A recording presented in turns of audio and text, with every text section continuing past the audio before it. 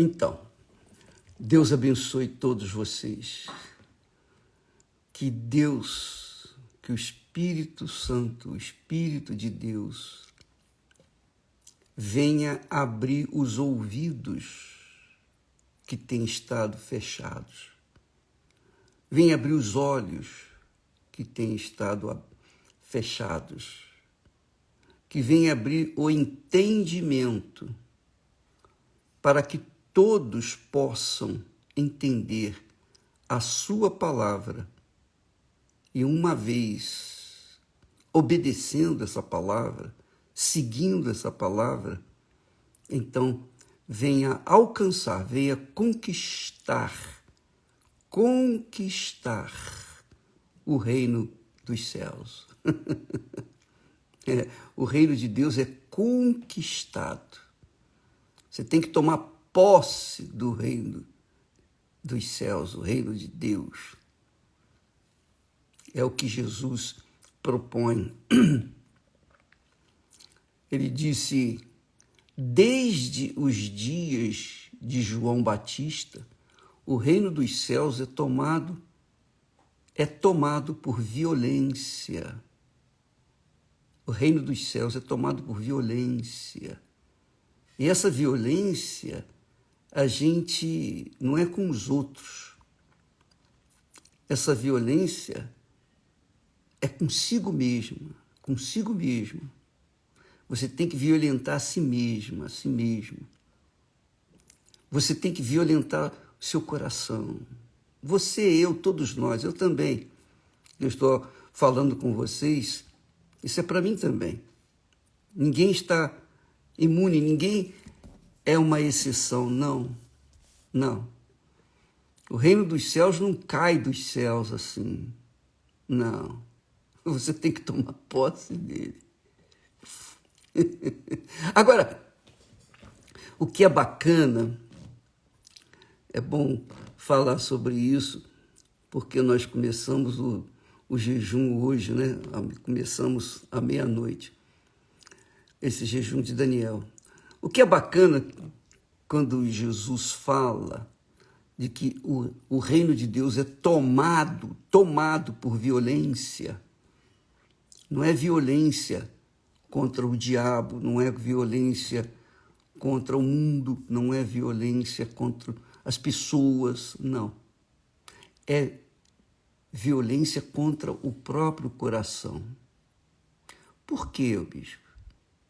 Porque o coração humano, ele já nasceu, ele nasce no pecado. Ele já nasce corrupto. Ele já nasce mal.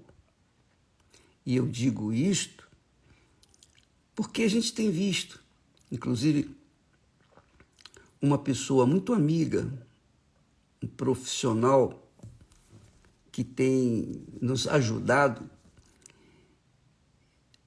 Ele falou para mim, o bispo,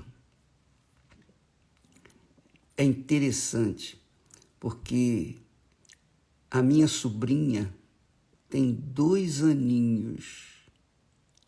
E quando ela vê a mãe dando de mamar para a irmãzinha dela, recém-nascida, ela fica com ciúmes. Ela fica com ciúme doentio e agride a mãe por causa daquilo. Ela não quer dividir a sua mãe com ninguém. Então, você vê que uma criança de 2 aninhos, quem ensinou essa criança a ter ciúmes da sua irmã? Quem? É a natureza humana. A natureza é assim. O coração já vem com aquele DNA do pecado que Adão e Eva cometeu lá no início da humanidade. Todo mundo nasce assim. Todo mundo. Não há exceção. Já nasce com aquela semente de rebeldia. E essa rebeldia não é feita na consciência, mas no coração. É o sentimento ruim que nós herdamos dos nossos pais. Então, quando Jesus fala que o reino de Deus é tomado por violência, é por causa disso. O coração não quer se submeter a Deus, o reino de Deus. O coração não quer se submeter ao reino dos céus. Por quê? Porque o coração pensa, eu sei o que eu gosto, o que eu quero. Eu quero fazer a minha vontade. Eu quero satisfazer os meus desejos. Eu quero isso, eu quero aquilo. Eu não quero que Deus escolha para mim o marido, a esposa. Eu não quero que Deus escolha para mim o que eu venha impor a vontade dele para os meus gostos. Essa é a realidade. Então, para você poder conquistar o reino dos céus, você tem que submeter as suas vontades, que são geradas dentro do seu coração. O coração é a fábrica de vontades, de desejos, de cobiças. Então, quando você sujeita suas vontades à vontade de Deus, o coração não gosta, o coração não quer. Então você tem que violentá-lo, você tem que violentá-lo, você tem que se submeter. Ou você se submete, ou então você vai sofrer pelo resto da vida e eternidade. Não há como mudar essa situação se você mesmo não reage, não violenta a sua vontade.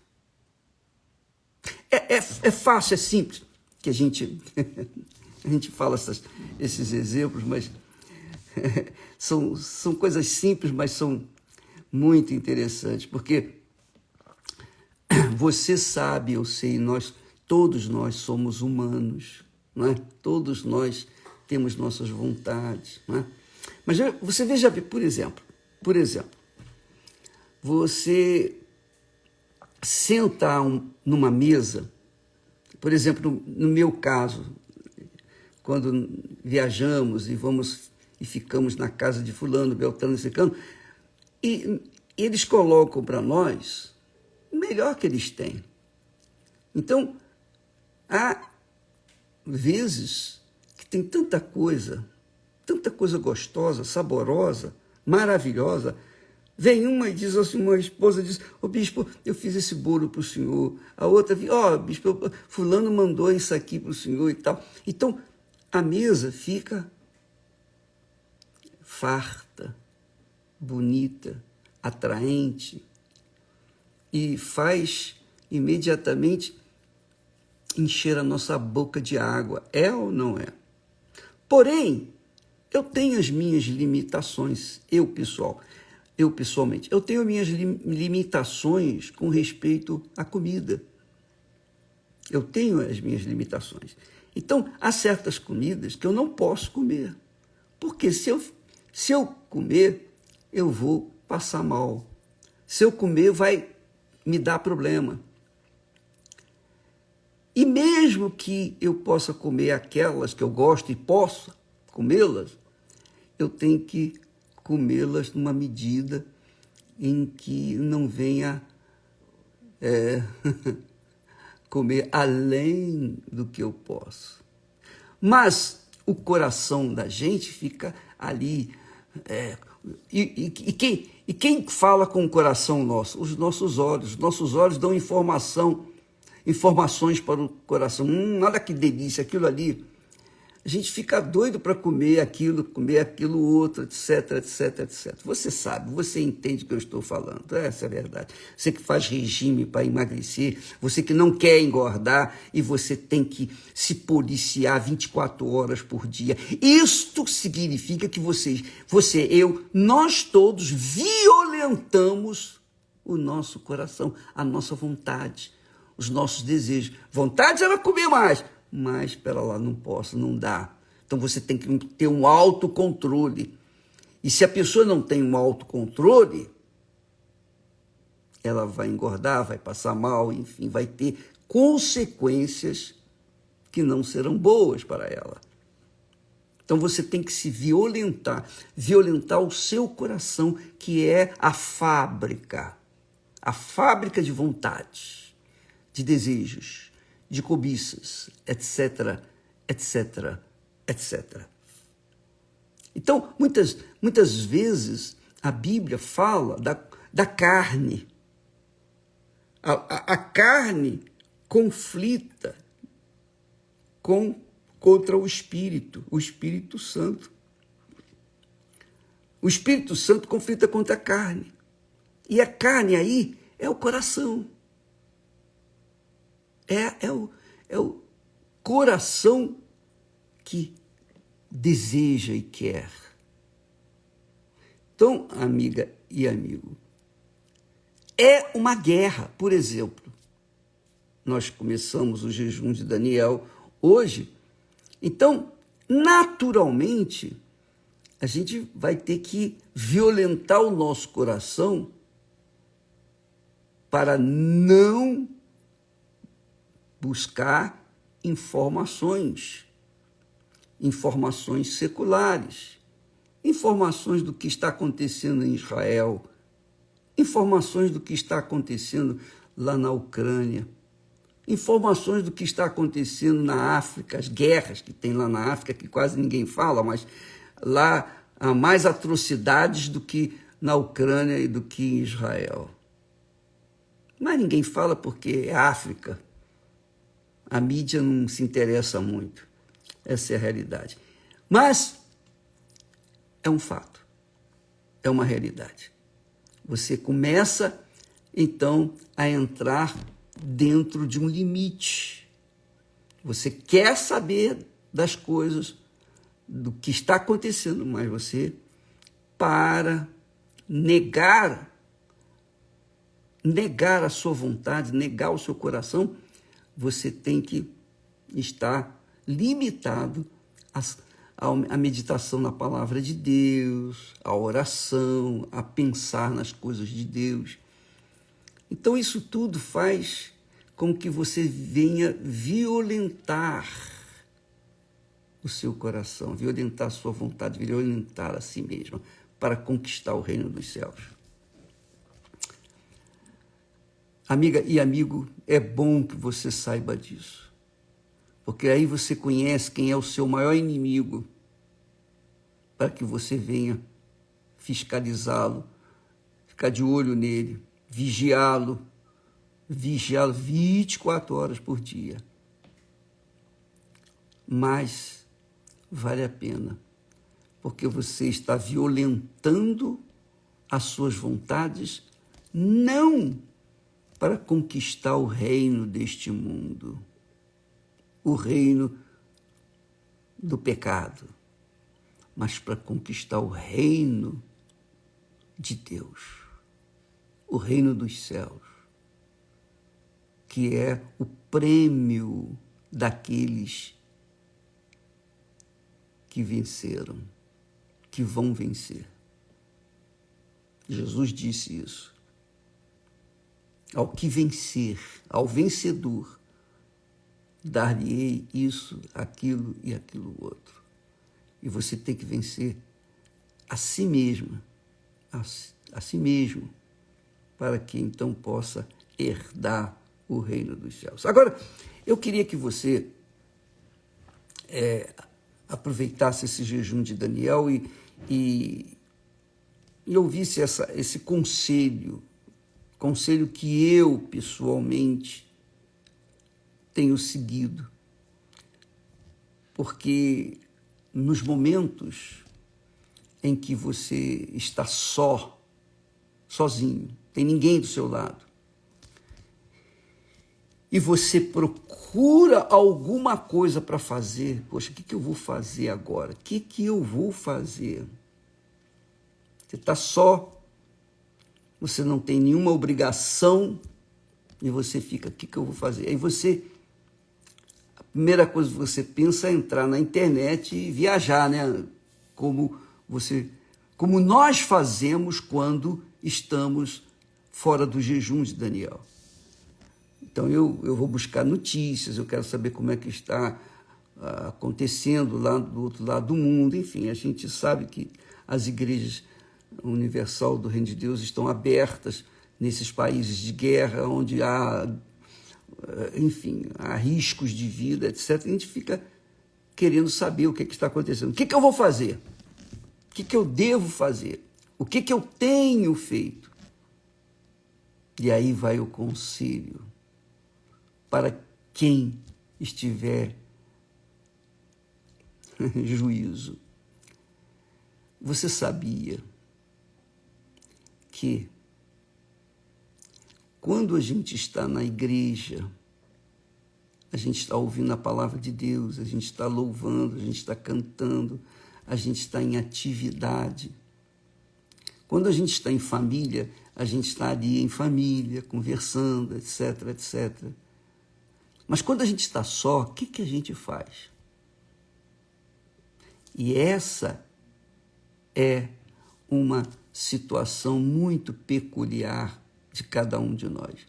Eu costumo fechar os olhos e falar com Deus, no meu coração, no meu pensamento. Eu fico, enfim, agradecendo a Deus pelo que Ele tem feito na minha vida e através dela. Eu peço a Deus muita direção. Meu Pai, me ajuda, me ensina a dar para o teu povo o que ele precisa, não o que ele quer, mas o que ele precisa. Me ensina a dar para o teu povo, não só a mim, mas a todos os teus servos, por todo o mundo, de todas as igrejas.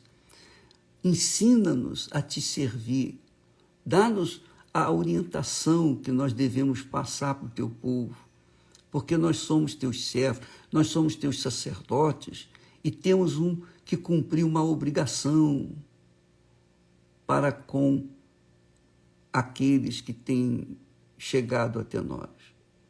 Então, nestes momentos de solidão, é muito bom você falar com Deus, pensar em Deus. Talvez você não queira nem balbuciar palavras, mas no seu pensamento você está em espírito de oração. Quer dizer, enquanto você estiver nessa atividade espiritual, enquanto você estiver agindo a sua fé, você está vivendo na presença de Deus. Você está, pode ter certeza, na presença de Deus. Porque todas as vezes que nós pensamos em Deus, oramos, nós o atraímos para nós. Embora que quando a pessoa tem o Espírito Santo está dentro dela. Mas, tendo-o dentro ou não, mas quando a gente fala com Deus, a gente atrai a sua atenção, porque Ele quer ouvir a gratidão, o louvor do nosso coração. Ele nos salvou para que nós pudéssemos engrandecer, santificar o seu nome aqui na terra e outras tantas pessoas possam ser salvas e outras tantas pessoas possam ser ou fazer a vontade dele. Então, nesses momentos em que você estiver só, aproveite para se comunicar com ele, falar com ele, onde quer que você estiver. Eleve o seu pensamento até ele, você vai estar levando o seu coração diante do Altíssimo, porque é isso que ele quer. Ele, sabe, aquele pai, aquela mãe que almeja ter os filhos juntos de si. Lembra que Jesus falou, quando falou com o povo de Israel, com os sacerdotes, enfim, com o povo em geral de Jerusalém, ele falou: ah, Jerusalém, Jerusalém, quantas vezes eu quis reunir vocês, como a galinha ajunta os pintinhos debaixo das suas asas. Você já leu isso? Pois é. Assim eu queria tê-los juntos comigo, debaixo das asas. Você já viu essa cena? Eu já vi. Quem veio da roça, claro, vê essas coisas simples, pequeninas, mas poderosas. A galinha juntando seus pintinhos ali junto das suas asas e andando com eles, cuidando deles. Ah, minha amiga, meu amigo, o Senhor Jesus se identificou com esse quadro, como a galinha tendo os seus pintinhos juntinhos debaixo de suas asas. É isso que Deus quer, que nós estejamos debaixo das suas asas, protegidos, guardados, garantidos com segurança, com comida, com tudo. Que bacana, né? Como Deus mostra para a gente, nas coisas simples da vida, como Ele tem cuidado dos seus filhos. Então aproveite quando você estiver nesses dias, não apenas nesses dias, mas qualquer dia, daqui a 21 dias, quando terminar o jejum de Daniel, cultive esse relacionamento íntimo com Deus. E você vai ver que você vai vivenciar uma lua de mel com Deus. Eu tenho feito isso. Ai, como é bom. Como é bom. Porque quando você está só, você fica em liberdade para falar com Deus. Alto e bom som ou mesmo silenciosamente. Você pode concentrar os seus pensamentos com Ele, não é verdade? Mas se tem alguém do seu lado, então, obrigatoriamente, você dá atenção a essa pessoa que está ao seu lado. Então, às vezes, a pessoa traz assuntos que não combinam com o que você está pensando. Então, é difícil você entrar na presença de Deus com outras pessoas do lado, a não ser que essas pessoas também estejam pensando como você sobre as coisas de Deus. Então aproveite esses momentos e pense nisso. Que Jesus... Eu vou pegar aqui o texto que fala sobre Jesus e falando sobre os filhos de Israel, o povo de Deus. Ah, como é bacana, Deus é muito grande, glorioso. Jesus disse assim: ah, Jerusalém, Jerusalém, Jerusalém, Jerusalém, que matas os profetas e apedrejas os que te são enviados. Quantas vezes quis eu ajuntar os teus filhos como a galinha junta os seus pintos debaixo das asas, e não quiseste. Lucas fala sobre isso e Mateus também. Jerusalém, que matas os profetas e apedrejas os que te foram enviados. quantas vezes quis eu ajuntar os teus filhos, como a galinha junta os seus pintos debaixo das asas, e tu não quiseste. Você sabia? Deus quer ter comunhão com você. Deus quer dividir com você a glória dele. Não é isso que disse o texto profético? Que a glória da última casa. Que é a última casa? Quem é a última casa?